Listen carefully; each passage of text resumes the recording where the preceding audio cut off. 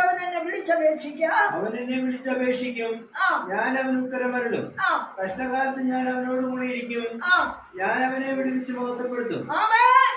വിടുതൽ മാത്രമല്ല, വിളിച്ചപേക്ഷിക്കുന്ന ദൈവത്തിന്റെ പൈതലിന്, ദൈവജനത്തിന് ഒരു മഹത്വം കൂടി അവൻ വെളിപ്പെടുത്തുന്ന ദൈവമാണ്.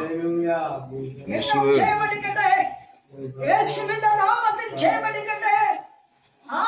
കഷ്ടതയില്ലെന്ന് കർത്താവ് പറഞ്ഞില്ല. ഭൂമിയിൽ കർത്താവ് ഒന്ന് കഷ്ടപ്പെട്ട് കാണിച്ചത് ഈ വക കഷ്ടം നിങ്ങൾക്കുണ്ടെന്ന് തന്നെയാണ്. എന്നാൽ ആ കഷ്ടകാലത്ത് ജീവനുള്ള ദൈവം നിന്നോട് കൂടെ ഇരിക്കുമെന്നാണ്.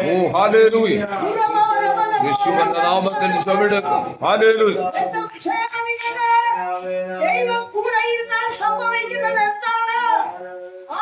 നീ കടന്നു പോകേണ്ട വഴികളില്, നീ അനുഭവിക്കേണ്ടി വരുന്ന രോഗശക്തികളില്, നീ നേരിടുന്ന വ്യാധികളില്, നീ അനുഭവിക്കേണ്ടി വരുന്ന വൻപിച്ച ക്ലേശങ്ങളില്, അതിൽ മുന്നിൽ അവൻ നിന്നെ കാക്കുമെന്നതാണ്. എന്ന് പറഞ്ഞാൽ കണ്ണിനകത്തു കൊള്ളേണ്ട വിഷയം കൺപുരികത്തെ തൊട്ടു മാറിപ്പോകുന്നതാണ്. ദേശം ദൈവം കാണിച്ചെന്നിരിക്കും, എന്നാൽ അതിൽ നീ പെട്ടുപോകാതെ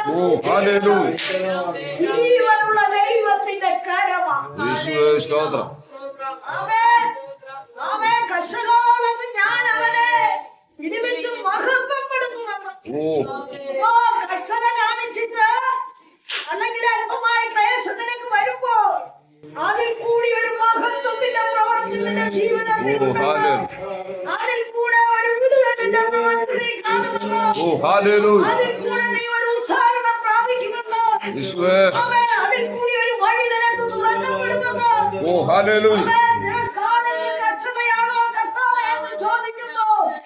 ഇല്ല, ഒരു വലിയ അനുഭവത്തിന്റെ പൂർണ്ണതയിലേക്ക്, ഒരു വലിയ വിടുതലിന്റെ അനുഭവത്തിലേക്ക്, ഒരു സന്തോഷത്തിന്റെ അഭിവൃദ്ധിയിലേക്ക് വേണ്ടി ഞാനൊരു വാതിൽ വെട്ടി തുറക്കാൻ നിന്നെ ഞാൻ കൊണ്ടുവന്നു.